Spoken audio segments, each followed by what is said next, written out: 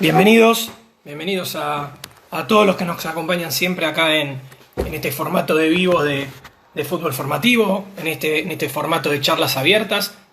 Es un gusto tenerlos nuevamente en lo que va a ser esta novena charla abierta. Una charla abierta que denominamos, que le pusimos de nombre Derribando mitos en el fútbol formativo.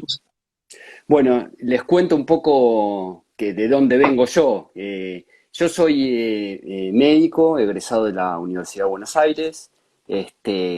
Después hice la especialidad en pediatría y también al terminar la especialidad en pediatría hice la especialidad en medicina del deporte en la Universidad de Buenos Aires, también en la sede CENAR con un prócer de la medicina deportiva argentina que es el doctor Néstor Lentini.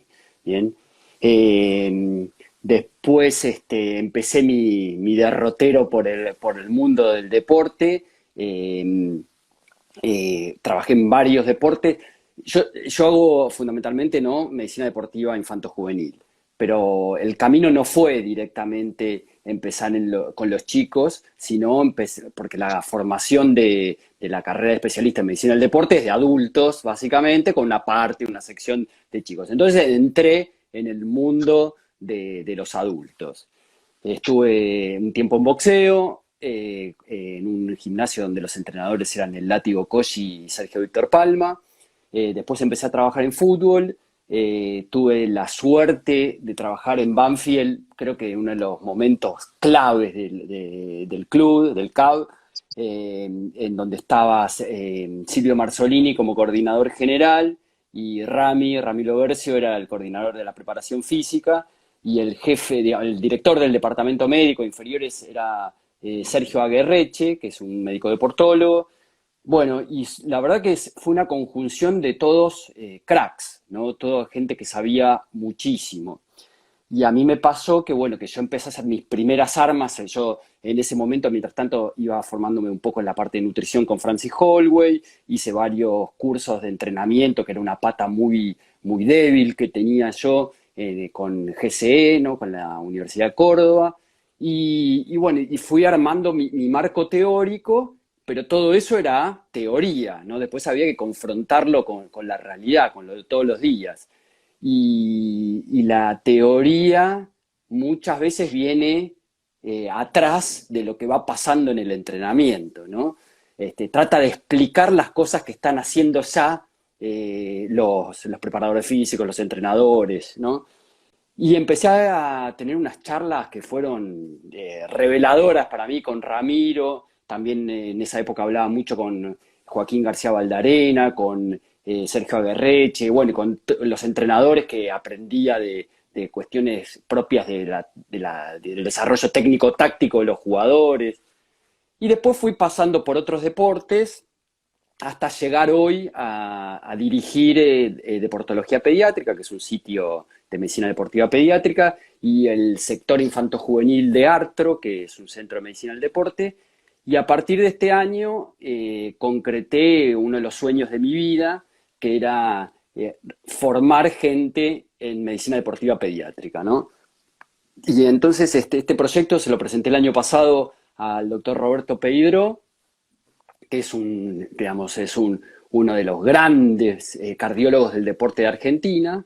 Fue médico de la selección argentina de fútbol en la Copa, fue en el Mundial de Estados Unidos y creo que en alguna Copa América también estuvo Roberto.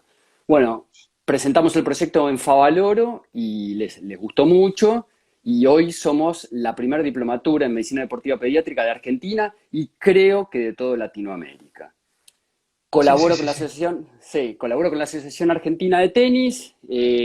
Fui coordinador médico de los Juegos Olímpicos de la Juventud y ahí también fui jefe médico de gimnasia artística, rítmica y todas sus variedades. Bueno, eso, un Bien. resumen más o menos. Sí, sí, sí. Yo te empecé a seguir y a conocer por intermedio de Ramiro, que es el nexo que tenemos en Hmm, común. sí, Así que vamos a estar justamente hablando un poquito de distintos disparadores. Esperemos que nos alcance el tiempo, porque el- cada tema podría ser un vivo de Instagram y tal cual. que dure un día solo, pero sí, nosotros tenemos desde fútbol formativo muchísima gente que acompaña, que son Sí, entrenadores de fútbol infantil, juvenil, mucha gente que quizá tiene experiencia, pero que todavía no estudió la carrera de entrenador. Entonces, estamos intentando desde este espacio quizá eh, hablar fácil, llegarle con cosas simples. Así que bienvenido también tu mensaje y lo fácil que transmitís o lo fácil que intentás explicar las cosas a los que no son médicos, que es el desafío a veces de los médicos. Ahí la veo Caro Papaletere, que sí, fue compañera mía en el profesorado también y sé en el proyecto que está también. sí, Eh, sí. bueno, el desafío que tienen ustedes los médicos es llegarle a los jugadores principalmente o a las familias, ¿no? Sí, sí, me voy a acomodar un poquito así está más cómodo. Mira, yo lo que creo es que una cosa que vamos a empezar por lo filosófico. A mí me pasó que cuando me tocó trabajar en fútbol, yo trabajé, como les contaba, en Banfield y trabajé en algunos clubes del ascenso en primera división, ¿no? Eh, y fundamentalmente lo que viví es que en los clubes, obviamente la primera división es la vedette del club, ¿no? Incluyendo jugadores, técnicos, médicos, tienen todo al servicio y también si querés los recursos económicos, tanto para trabajar como para ganar dinero, ¿no? Y, y hay mucha gente que vive pensando en llegar ahí, ¿no? Y me parece que ese es uno de los errores filosóficos en el fútbol formativo, ¿no?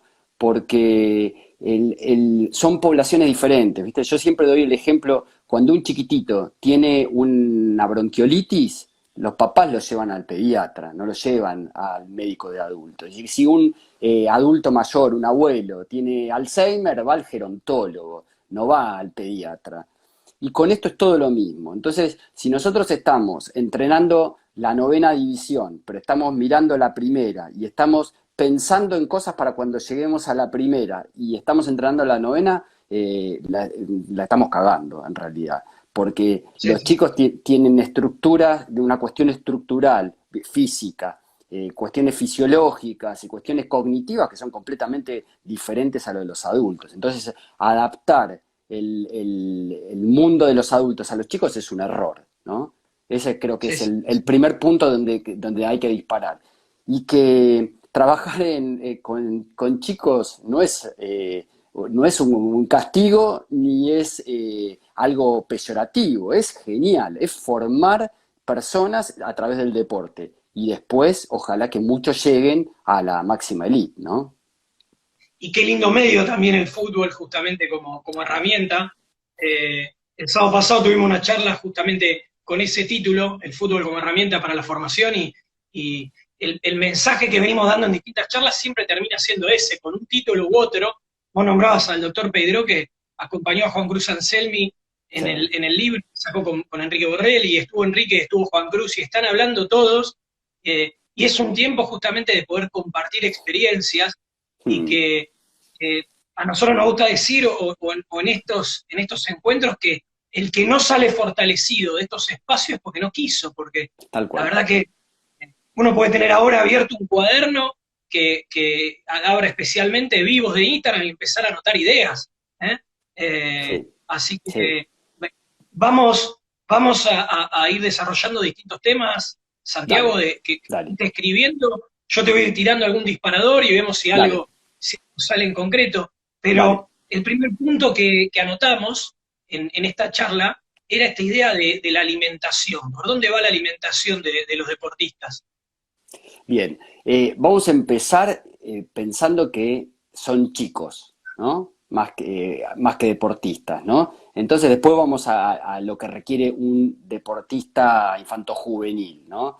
Pero nos encontramos con una realidad en Argentina que la mayoría de los chicos no cumplen con las recomendaciones básicas de alimentación, ¿no? Que los chicos, según lo que recaba el Ministerio de Salud y lo que publica también acá en la Ciudad de Buenos Aires, o entidades muy prestigiosas como el CESNI, que es el Centro de Estudios sobre Nutrición Infantil, es que los chicos argentinos cada vez comen menos frutas, menos verdura, menos carne y menos lácteos, ¿bien? Y cada vez comen más alimentos procesados, más gaseosas, más jugos, ¿viste? Procesados, industrializados y más galletitas. Es más, somos de los países de Latinoamérica que comen más galletitas y toman más gaseosas per cápita, ¿no?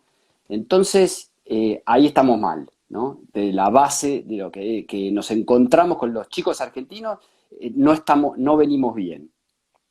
Y los chicos lo que tienen es que tienden a seguir el ejemplo de los grandes influencers, si querés, ¿no? Y en esto no sé por qué, porque vos lo escuchás a Messi, a Tevez, al Kun, a varios jugadores que les cambió notablemente el rendimiento físico y disminuyó la incidencia de lesiones cuando mejoraron la calidad de alimentación. Fueron al nutricionista, ese que no me acuerdo el nombre, que está en Italia, que vive en los montes no sé Sí, sí, sí. dónde, ¿no? Y básicamente le dijo, flaco, come más verdura, come más fruta, come más pescado, dejá la gaseosa y el asado ¿viste? El típico asado para el Sí. grupo, ¿no? Bueno, y empezaron a mejorar. Y de hecho Messi le disminuyeron, por ejemplo, esos episodios de vómitos que tenía, tuvo un montón de lesiones menos. Tevez volvió de Europa afiladísimo, ¿no? Flaco, potente. El Kun, bueno, el Kun no tengo que decir nada, está en la máxima elite del fútbol mundial hace un montón de años. Bueno, y esto no es magia, esto es parte de lo que se llama el entrenamiento invisible, ¿no? Entonces, esto es algo que yo a los chicos les digo siempre lo mismo, les digo, mira, yo te doy una Ferrari, ¿no? Vos vas a correr una carrera, te doy la Ferrari, tenés que ponerle nafta, ¿no? Entonces le digo, anda a la estación de servicio, tenés dos surtidores de nafta. Tenés uno de nafta premium y uno de nafta trucha, malísima, la peor, ¿no? ¿Qué nafta le pones a la Ferrari para ser el campeón, para ganar? Y me dice, obvio, la premium. Y bueno, ¿por qué no haces lo mismo con tu cuerpo? Si vos sos una Ferrari o querés ser una Ferrari y querés ganar la carrera, entonces ¿por qué le pones nafta trucha? Y me dice, ay, tenés razón, Santiago, es verdad lo que me estás diciendo. Bueno, es un ejemplo muy sencillo, ¿no? Que ayuda a los chicos a conceptualizar esto, ¿no? De que necesitan la mejor nafta para el músculo para poder rendir bien. Sí, sí, sí. Bueno, el concepto es combustible también desde la nutrición. El tema es que a veces con nafta uno llega mejor, Sí, pero ese concepto que se usa es el término real también, así que está bueno sí, esa comparación. Me parece que está bueno. Eh, Tengo otro punto acá, Santiago, que tiene que ver con el descanso. sí. ¿Qué podemos hablar de? Justamente hablamos del entrenamiento invisible y cuánto tiene el descanso también en esto, ¿no? Bueno, yo otro ejemplo, viste, soy muy autorreferencial, perdón, pero otro ejemplo que les doy a los chicos es les digo, bueno, eh,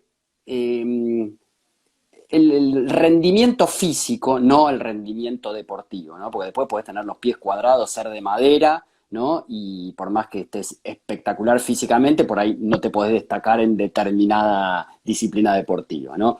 Pero el rendimiento físico depende, es como un banco que tiene tres patas. Tal vez el más importante el entrenamiento, la nutrición que ya hablamos y el descanso, ¿no? Entonces le digo, y si vos tenés un banco de tres patas y le sacás una pata, por ejemplo, la alimentación, ¿qué pasa? Y se cae, me dice. Y si le sacás dos patas, y seguro se va a caer más todavía. Entonces, de eso se trata, ¿no?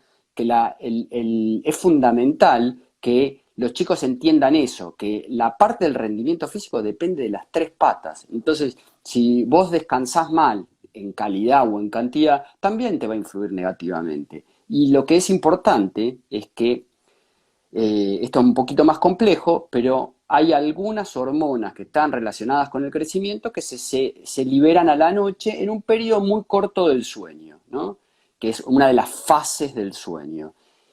Si vos tenés una mala calidad de sueño o periodos cortos de sueño, la hormona esa tiene menos posibilidad de ser liberada y expresarse. Entonces, no solamente te afecta en el rendimiento mental, en las posibilidades de estar concentrado, de estar descansado, sino que también te puede influenciar en lo biológico.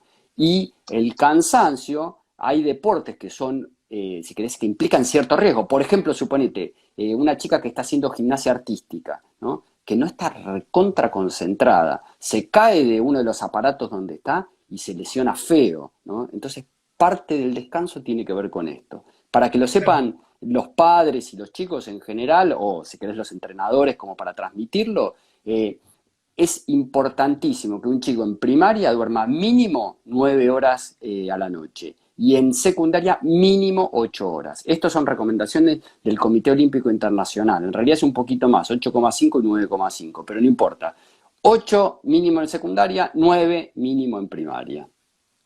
Es muy interesante lo que decís y yo, uno de las frases que vengo diciendo en todos estos vivos, siempre nombro al profe Alfredo Weber, presidente de Sí. APEFA, que él dice que cuando uno participa de una charla y escucha que todo lo que se dijo ya lo sabía, en vez Sí. de pensar que perdió el tiempo, tiene que saber que está bien parado, que bueno, digamos, sentirse contento. Y que si uno aprende ya una cosa es un montón. Yo esto de la hormona en el sueño ya me lo anoté eh, Mm. para investigar porque era algo que no lo sabía y no, ya siento que este espacio no lo abrí para los demás, lo abrí incluso para mí, así que te No, agradezco por favor. estar acá enseñándonos a todos.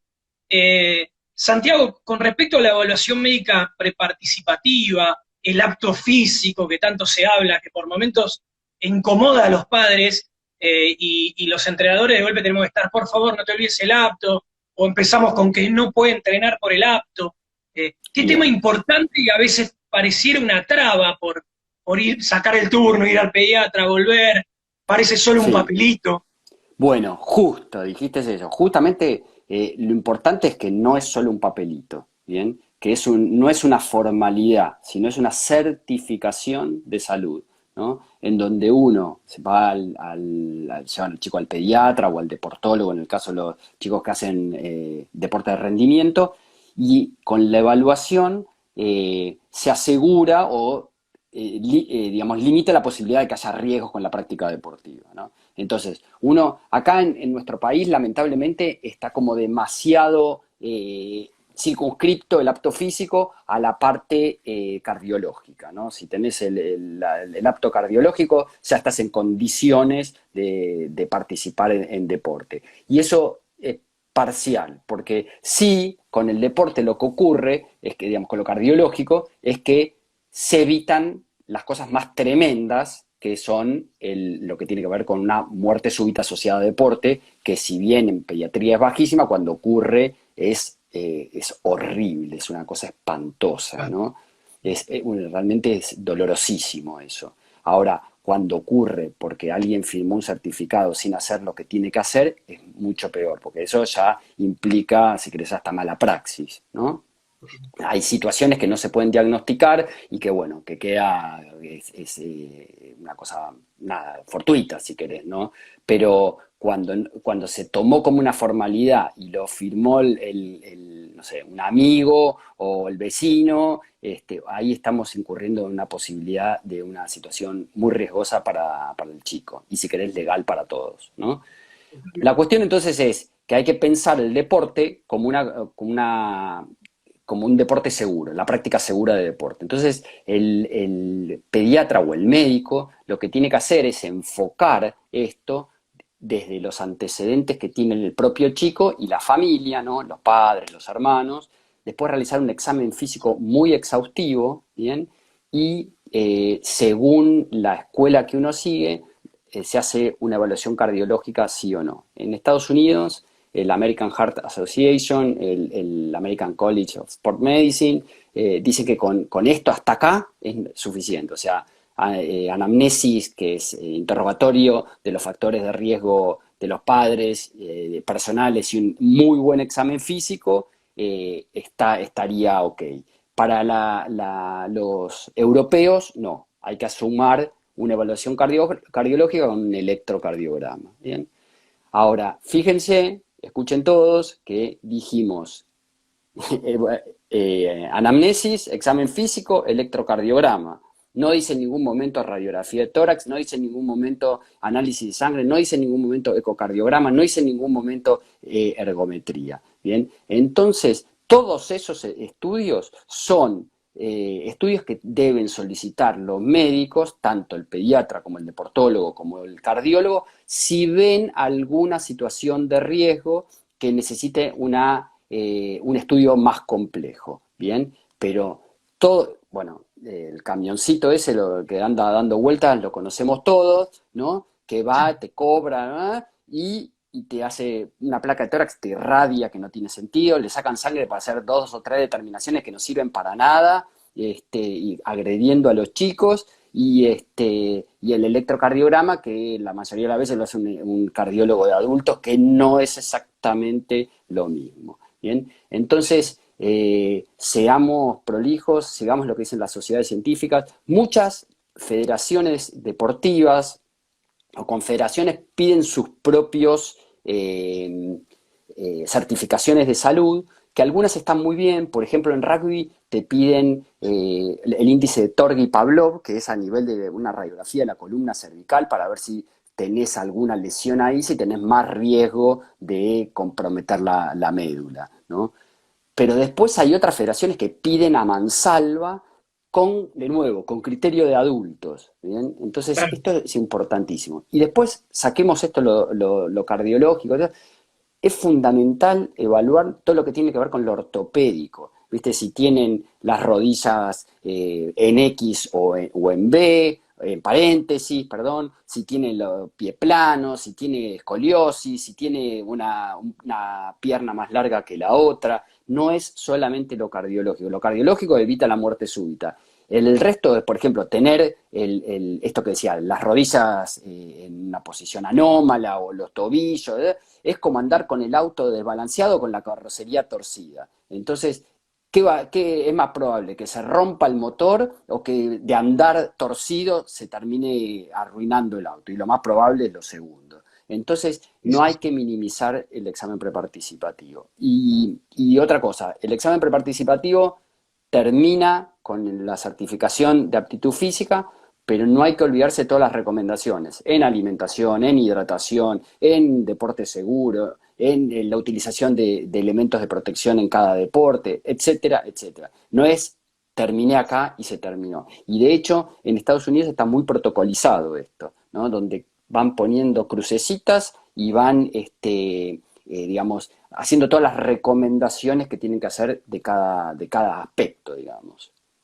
Muy bien, muy bueno Santiago. Y a mí me pasó de participar en algunas jornadas médicas que organizaba la AFA, y la AFA, bien o mal, toda la vida viene llevando su propio examen en distintos momentos, que por momentos vos decís, debería ser todos los años. Pero pensando en lo masivo del fútbol y pensando en que era una obligación de que todos los futbolistas lo hagan por lo menos cada 3 años, más allá de este acto particular que se Mm. hacen, terminó siendo un espacio de masificación muy grande.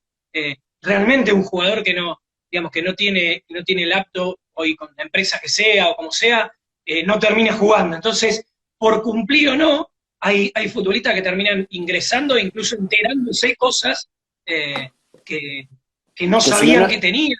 tal cual, ¿Sí? tal cual. Bueno, en las publicaciones estas que te digo, viste, en Estados Unidos, viste que hacen mucha estadística de todo, ¿no? Entonces, una de las estadísticas que dicen es que solamente con el interrogatorio se pesquisan más del 80% de las patologías, interrogatorio nomás, más del 80% de las patologías, ¿bien? Y con el examen médico, más el interrogatorio, más del 90%.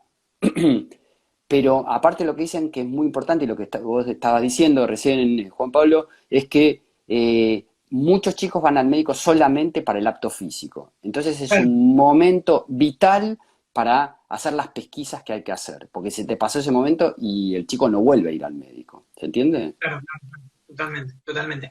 Te pregunto, tenemos otro tema de disparador acá, vamos a Sí, intentar llegar a todos, pero hablamos de la fisiología en el entrenamiento infanto-juvenil. ¿Qué podemos hablar de eso? Como para tener unas primeras ideas. sí. Bueno, de eso podemos usar 6 vivos, ¿no? Hablando de Sí, entiendo. fisiología, Por ¿no? eso lo Sí, dije, pero, sí. acá dije, no sé si voy a Sí. alcanzar, pero no importa, vamos a tocar. Sí, no, yo lo que en esto sí, en esto hay que ser riguroso. Bien, en esto, en el tema de la fisiología, cuando uno trata con chicos, tiene que saber qué pasa en el cuerpo de los chicos, cómo es el crecimiento, cómo es lo funcional, ¿no? Y qué pasa en relación a las distintas etapas madurativas, ¿viste? De un chico, ¿no? Es muy importante entender que los sistemas energéticos de los chicos son diferentes a los de los adultos, ¿no? Entonces, si vos, viste, estás pensando en hacer algo glucolítico porque querés mejorar, bla, bla, bla, y en un chico, en un prepuber, el sistema glucolítico es pobre, ¿no? Y si querés, no, quiero mejorar el sistema de los fosfágenos, y también no está muy desarrollado, ¿no? Entonces, trabajan de otra forma. Esto hay que leer, hay que estudiar un montón. Pero hay una cosa que sí no se puede saber, no se puede dejar de saber, que es lo que tiene que ver con las fases sensibles. Las fases sensibles son momentos de la vida en que si se entrena una determinada capacidad motora o coordinativa, se obtiene una mejoría mucho mayor que en otro momento de la vida, ¿no? Entonces, vos, por ejemplo, entrenás la flexibilidad en el momento que la tenés que entrenar y vas a mejorar mucho más que si la hacés 15 años después. Y tanto es así que cuando se buscan deportistas de élite, si no se entrena la fase sensible en el momento adecuado, ¿no? De las determinadas capacidades, es muy probable que el deportista no llegue a la élite, no llegue a la máxima élite, ¿no? Sí, Entonces, sí, sí. no solamente no es que nos estamos perdiendo mejorar al chico, sino que nos estamos perdiendo por ahí un deportista de élite, ¿no? Sí, uno Entonces, no sabe cuál hubiese sido su techo. Vos ves este exactamente. jugador y decís lo que podría haber sido si se hubiese aprovechado cada momento de la vida para hacer lo que hay que hacer, porque es eso. Tal cual. Pero aparte, vos viste, por ejemplo, que hay veces jugadores que, concentrémonos en el fútbol, ¿no? Porque este es el mundo fútbol, ¿no?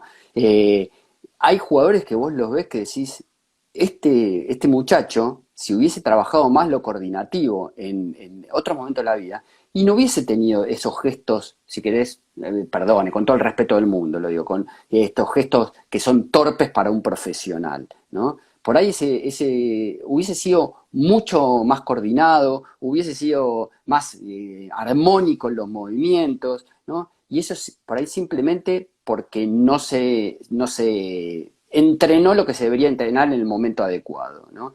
Entonces, esto hay que saberlo, hay que estudiarlo, hay que tener el detalle, hay que trabajar en equipo multidisciplinario, ¿no? Sí o sí, ya, viste, el llanero solitario no va más, no juega más, sino hay que trabajar con, viste, el entrenador, con el PF, con el médico, con el kinesiólogo, con el psicólogo, ¿no? Nutricionista. Es importantísimo porque sabes que la información es tanta, es tan rica y es tan grande lo que hay, que no te da la cabecita para meter toda esa data y poder llevarla a la práctica. Entonces, no queda otra que trabajar con tus colegas, ¿viste? Y potenciarse mutuamente, ¿no? Mira, si nos pusiéramos a hablar de cada capacidad condicional y todo, también de fases sensibles podemos quedarnos hablando una semana entera, pero sí me Mm, gustaría tocar un tema puntual y obviamente dejarle disparadores a la gente porque no vamos a llegar a contestar lamentablemente todas las preguntas, pero vamos puntualmente al entrenamiento de la fuerza, que a veces hay mucho bien, mito, hay mucho temor. Se decía o te venían diciendo, no hagas fuerza porque te vas a quedar enano. Es como que claro. hay frases del deporte que andan dando vuelta. Me gustaría escucharte, a ver qué opinás del tema. Sí, bueno, eso, sí, ya decir que no se puede entrenar la fuerza no solamente es una antigüedad, sino que es una pérdida de oportunidades, ¿no? Esto de que, viste, cuando entrenás la fuerza te quedás petizo y no creces nunca más y todo eso, viene acuñado, es como un mito popular, viste, esto de que, no sé, tomás vino con sandía y te morís, tiene el mismo asidero científico que entrenar la fuerza y te quedás petizo, ¿bien? Así que esto viene de un estudio que hicieron unos japoneses en 1960, no me acuerdo, de 63, 64, en donde estudiaron unos chicos que trabajaban en el puerto cargando bolsas y arrastrando bolsas, o sea que era trabajo esclavo, ¿no?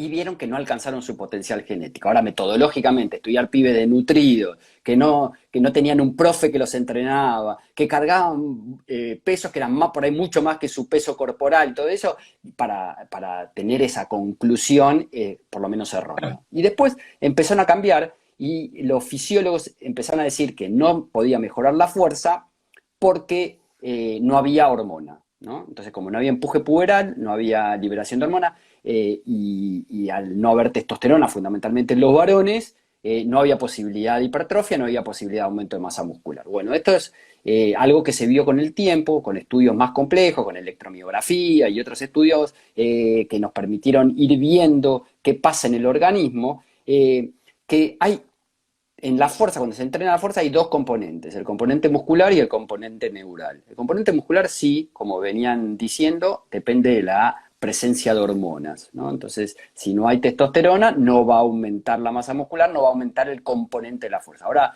el neural sí, y no solamente es importante tenerlo en cuenta y hay que entrenar a los chicos, sino que cuando uno ve esos gráficos, viste, que son muy claros sobre la maduración de los diferentes órganos, tejidos y sistemas en el organismo, el tejido neural, el sistema nervioso, es lo que más rápido madura. Y tanto es así, que vos lo sabés bien, Juan Piz, que si en los chicos, en los prepúberes, usan mucho el sistema oxidativo. ¿Y por qué usan el sistema oxidativo como método, como sistema energético? Porque el cerebro se está desarrollando. Y el cerebro, para crecer, ¿qué necesita? Es como un Pac-Man que se come la glucosa, ¿no? Entonces necesita mucha glucosa para desarrollarse. Y se desarrolla antes que el resto. Entonces utiliza esta fuente energética para crecer. Y entonces el resto del cuerpo necesita una vía alternativa para no sacarle la glucosa al cerebro, ¿no? Entonces usa más el metabolismo de las grasas, por ejemplo, ¿no?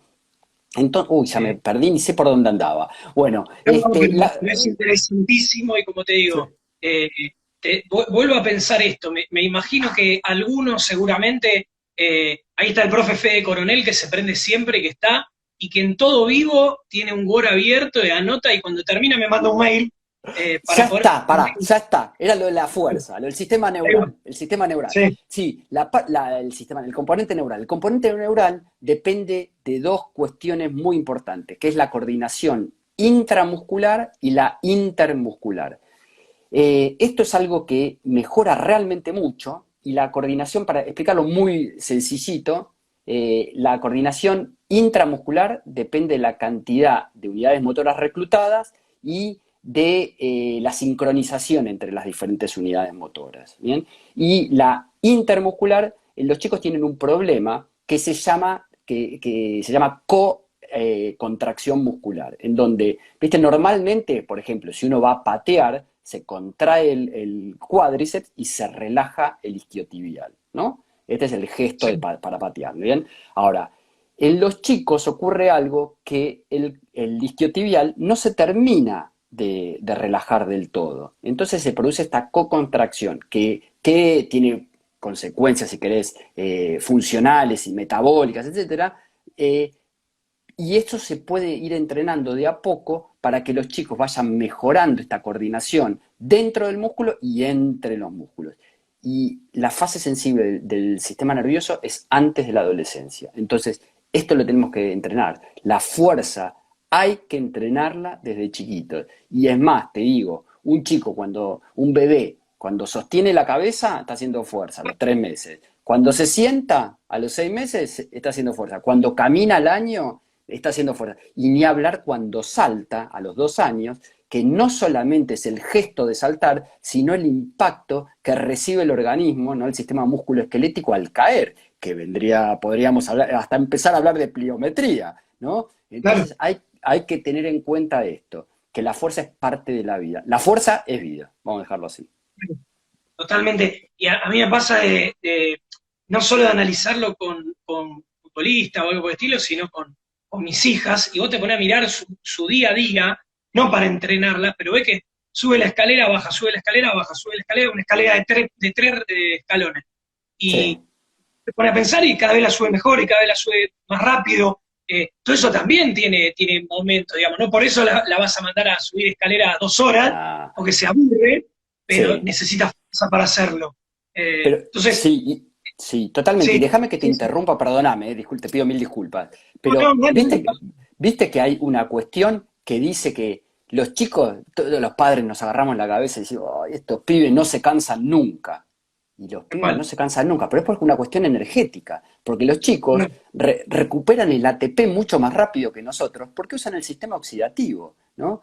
claro, Entonces, ellos no llegan a los picos, si querés, de torque y de máxima intensidad porque usan otro sistema energético, pero como recuperan mucho más rápido, bien, y no usan, no tienen tanta acumulación de, por ejemplo, de lactato en sangre, no tienen esta fatiga y este cansancio, los índices de fatiga son menores. Entonces, claro, claro. los muy desgraciados no se cansan nunca, y es verdad que son Sí. así, no se cansan, no, pero está Y después explicado fisiológicamente.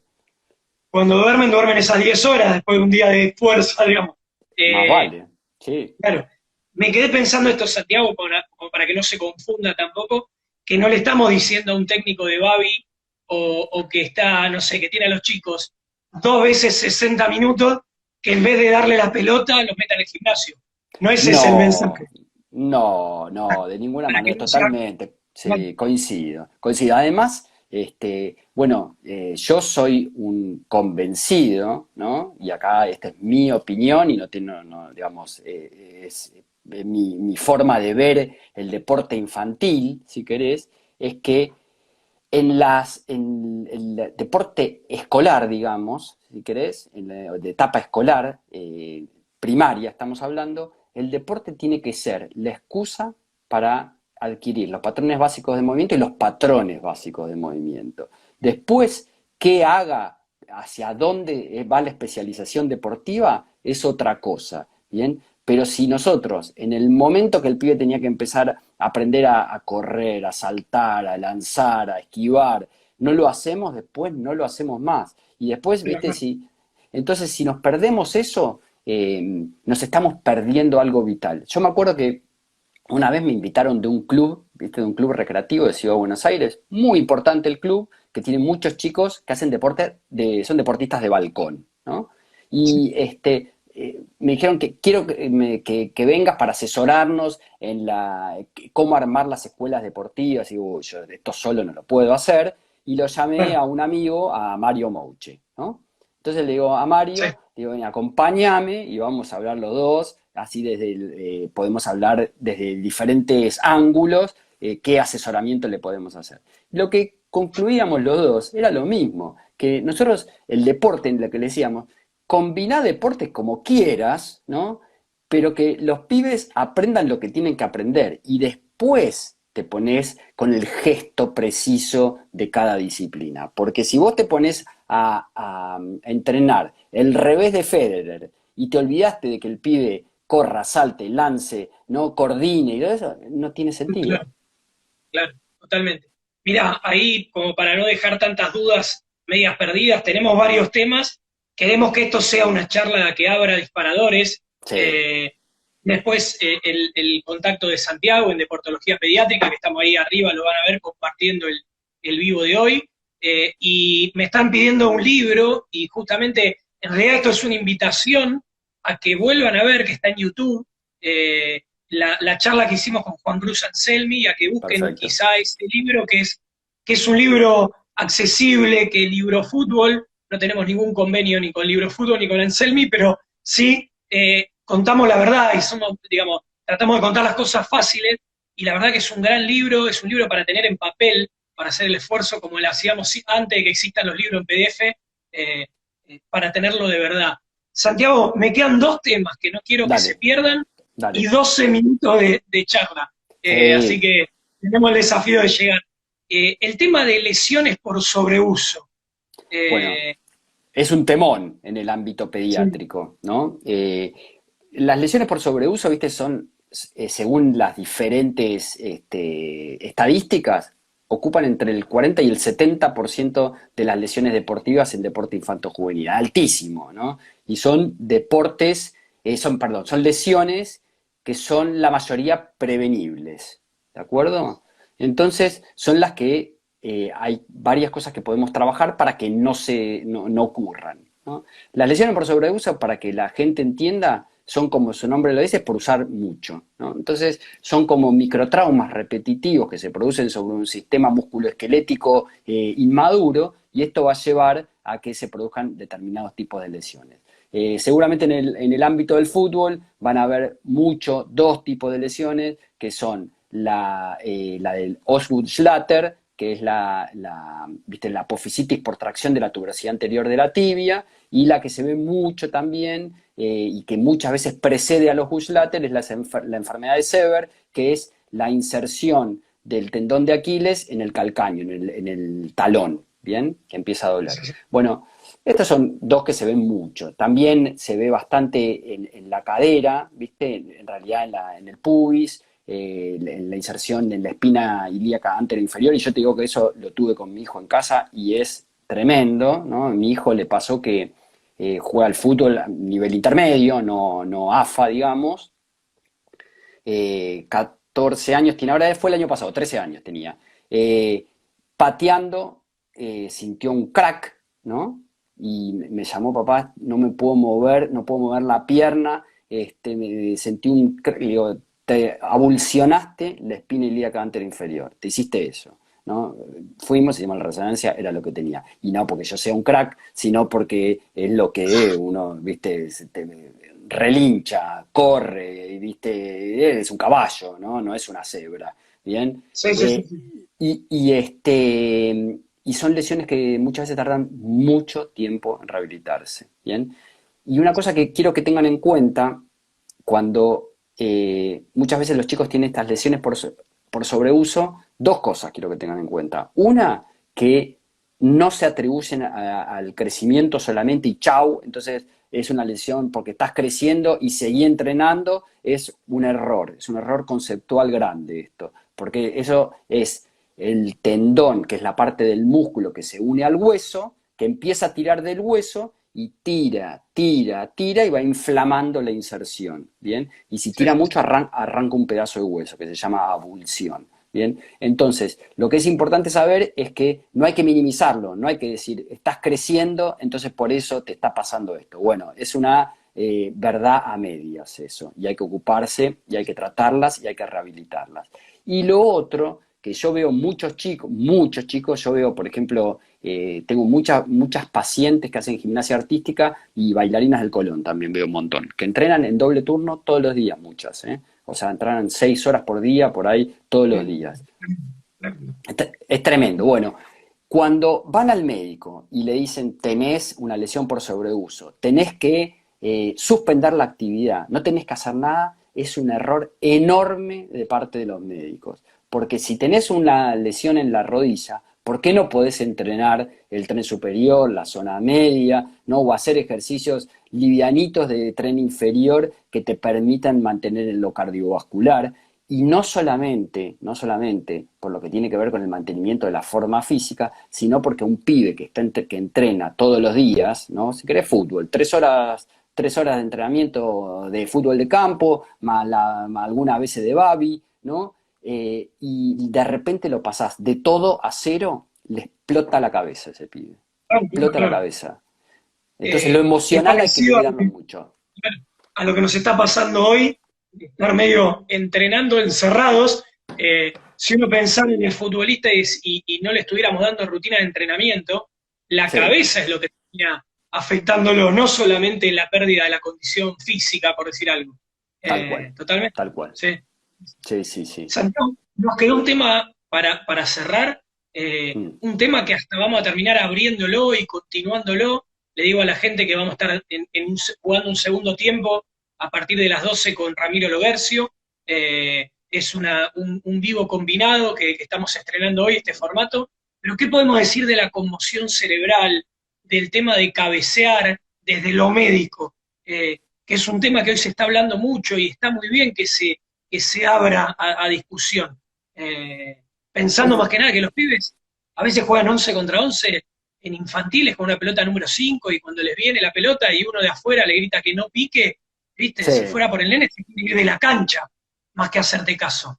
Mira, yo me acuerdo, yo cuando laburaba en Banfield, trabajaba bastante con el fútbol infantil, ¿no? Entonces, pasaba que sacaba el arquero, ¿no? Apenas la saca del área grande, apenas la saca del área grande, cuando tiene que patear de abajo, digamos, Sí, sí. cabecea un nene, empieza a llorar porque le cayó un meteorito en la cabeza, ¿no? Porque la Uh, pelota es la misma pelota que cabecea Pesela o Nicolás Otamendi, y la cabecea un pibito de 9 años, ¿no? Entonces es una barbaridad por el efecto masa, por el peso y la relación con el cuerpo, y por la posibilidad del pibe, ¿no? Desde lo muscular y lo estructural para recibir ese impacto, ¿no? Volvemos a Estados Unidos. En Estados Unidos, que estadifican todo y hacen análisis estadísticos de todo, ellos empezaron a estudiar qué pasaba con esto, porque empezaron a encontrarse fundamentalmente en el fútbol americano que había muchas conmociones cerebrales, ¿no? La conmoción cerebral, es importante saberlo, que no es pérdida del conocimiento. Solamente el 10% de las conmociones cerebrales tienen pérdida de conocimiento, o sea que el 90% restante no lo tienen. Entonces la conmoción cerebral es una lesión funcional cerebral que se produce por el impacto, que puede ser en el caso de fútbol por la pelota o por choque entre cabezas, también podría ser, que produce algún trastorno como dolor de cabeza, mareos, trastornos del equilibrio, trastornos de la concentración, ¿no? Cuando ocurre una conmoción cerebral hay que parar inmediatamente al deportista. Y en Estados Unidos, como les decía, empezaron a ver que había 50.000 casos de conmoción cerebral vinculado al fútbol nuestro, al soccer, ¿no? Entonces dijeron, los chicos menores de 10 años no cabecean más, los de 11 y 12 en ciertas circunstancias. Y con eso consiguieron bajar muchísimo el problema de las conmociones cerebrales. Pues la conmoción cerebral no solamente es el episodio este que te genera, sino la posibilidad que si tenés un segundo episodio de conmoción cerebral en un tiempo relativamente cercano, te podés morir, ¿no? Y en algunos de otros casos te pueden quedar lesiones cerebrales para toda la vida. Y en eso, yo para el que esté interesado en esto, entran a la página de la Unión Argentina de Rugby y tienen unos lineamientos clarísimos de cómo seguir a un chico que tuvo una conmoción cerebral. En dos palabras, digamos, simplificarlo, un chico que tiene conmoción cerebral inmediatamente tiene que ser retirado del deporte. Por 2 semanas, 2 semanas no pueden hacer nada de actividad física. Y después hay un protocolo de retorno gradual a la actividad, ¿no? A la competencia, donde se va cada 2 o 3 días aumentando progresivamente la intensidad. O sea, que el pibe que tuvo una conmoción cerebral, ¿bien? Tiene que estar un mes sin competir, ¿bien? Entonces, fíjense qué diferente a lo que normalmente vemos, que por ahí vemos un chico que cabeceó, que quedó mareado, y que le decimos, vamos, vamos, vamos, vamos, entra, dale, dale, que faltan 5 minutos. Bueno, no, no. Es lo peor que podemos hacer. Sí.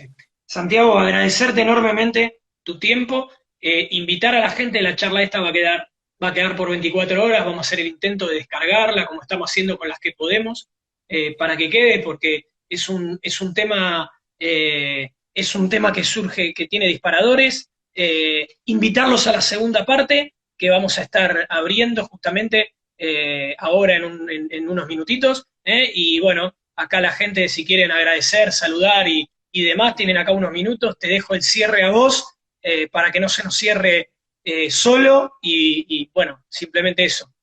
Muy amable, muchas gracias. Y a la gente que estuvo también, se quedó muchísima gente, llegamos a 300 personas, hay que tener 300 personas hoy con tantas cosas y la cantidad de gente que lo ve después, Santiago, es increíble, es increíble. Yo creo que es, no sé, 4 veces más la gente que lo ve por fuera de la conexión, así que agradecerte y darte el tiempo para cerrarlo. Mira, yo te quiero agradecer fundamentalmente a vos. Ya hace un tiempo que empezamos a contactarnos, a conectarnos.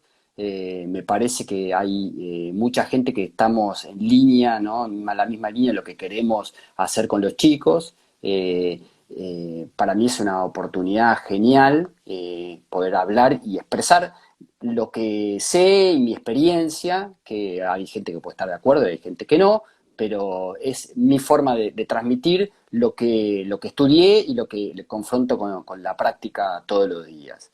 Yo te agradezco un montón. quédense con Ramiro, que es un crack, sabe un montón, pero aparte Ramiro es de los que estudia, habla y hace lo que habla, ¿bien? Porque no todo el mundo es así, ¿bien? Porque después muchos se llenan la boca y después hacen otra cosa, y Ramiro hace eso realmente. Y por otro lado, creo que estamos en un momento muy jodido, ¿no? Que de mucha incertidumbre, de muchas dudas, que estamos viviendo todos con preocupación esta pandemia por coronavirus. Y para mí estos lugares de pensar en otra cosa o dar un estímulo para mientras estamos encerrados, guardados, con todo lo que implica esto, ¿no? Desde lo emocional, lo económico y todo eso, es colaborar, poner un granito de arena para decir, bueno, yo te muestro mi experiencia, fíjate si puedes leer esto, esto y esto, que te va a ayudar a formarte, y por otro lado, que te va a mantener la cabeza activa, ¿no? Y para cuando vuelvas poder ser un poco mejor, nada más. Totalmente. Te está aplaudiendo muchísima gente virtual. Sí, gracias, Santiago. Gracias a Muchas todos por gracias, un quedarse. abrazo para todos, gracias, gracias.